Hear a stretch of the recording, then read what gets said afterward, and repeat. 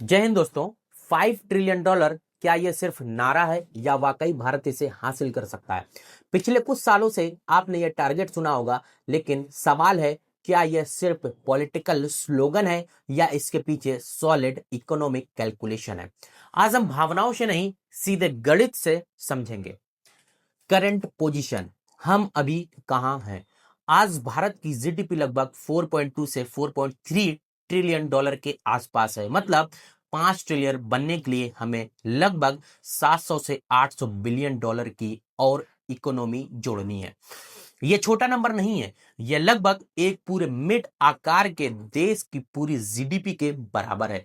लेकिन क्या यह असंभव है? बिल्कुल नहीं। ग्रोथ रेट का असली खेल, अब सीधा गणित समझते हैं। अगर भारत लगातार 7 से 8% की रियल ग्रोथ रेट बनाए रखता है और इन्फ्लेशन प्लस रूपी स्टेबिलिटी भी बैलेंस्ड रहे, तो 2028 से 29 तक 5 ट्रिलियन संभव है। सिंपल एग्जांपल के माध्यम से समझते हैं। अगर 4.3 ट्रिलियन पर 7% ग्रोथ हो तो पहले साल 4.6 ट्रिलियन, दूसरे साल 4.9 ट्रिलियन और तीसरे साल 5.2 ट्रिलियन के आसपास, मतलब 3 से 4 साल में अचीवेबल है। लेकिन अगर बहुत बड़ा शब्द है, ग्रोथ स्टडी रहनी चाहिए। रिक्वायर्ड स्ट्रेटेजी, क्या करना होगा? अब आता है असली गेम। सिर्फ ग्रोथ रेट बोल देने से इकोनॉमी नहीं बढ़ती। नंबर एक, मैन्युफैक्चरिंग को 25% जीडीपी तक ले जाना होगा। आज भारत की जीडीपी मैन्युफैक्चरिंग का हिस्सा लगभग 15 से 17% के आसपास है। अगर हमें 5 ट्रिलियन बनना है तो यह हिस्सा 25% के करीब होना चाहिए। क्यों? क्योंकि मैन्युफैक्चरिंग रोजगार देता है, एक्सपोर्ट बढ़ाता है, वैल्यू एडिशन करता है। Mobile manufacturing, electronics, defence and automobiles, इन सेक्टरों में तेजी जरूरी है। पॉइंट नंबर 2, एक्सपोर्ट डबल करना। एक्सपोर्ट इकोनॉमी की जान है। अगर हम ज्यादा बेचेंगे तो डॉलर आएंगे, ट्रेड डिफिसिट घटेगा, रुपया मजबूत होगा।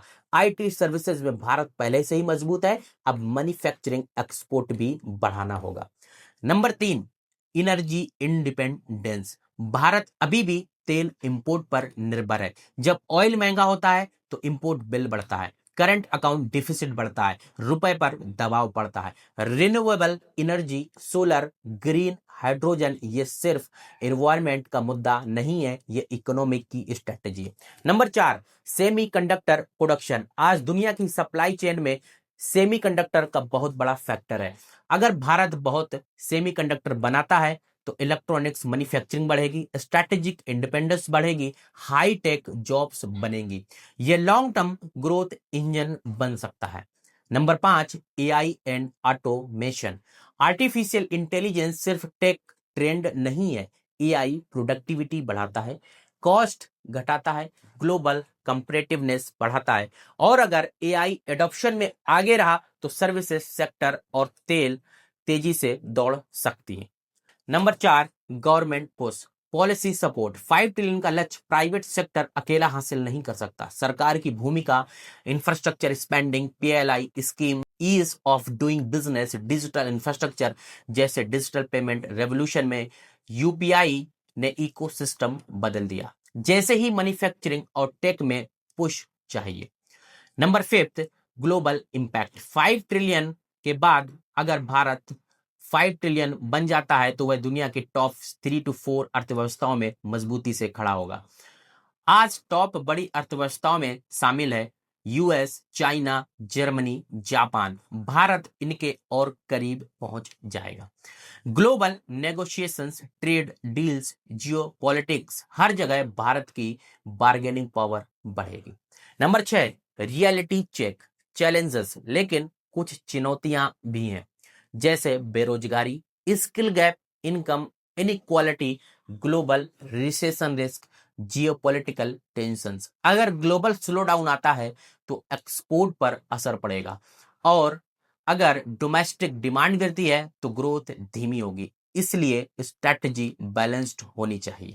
5 ट्रिलियन सिर्फ एक आर्थिक लक्ष्य नहीं है, यह आत्मनिर्भरता का लक्ष्य है, ग्लोबल रेस्पेक्ट का लक्ष्य है, मिडिल क्लास एक्सपेंशन का लक्ष्य है। लेकिन याद रखिए, जीडीपी का नंबर बढ़ाना आसान है, क्वालिटी ग्रोथ बनाना मुश्किल है। 5 ट्रिलियन सिर्फ शुरुआत है, असली सवाल है क्या भारत 5 ट्रिलियन के बाद 10 ट्रिलियन की तैयारी कर रहा है।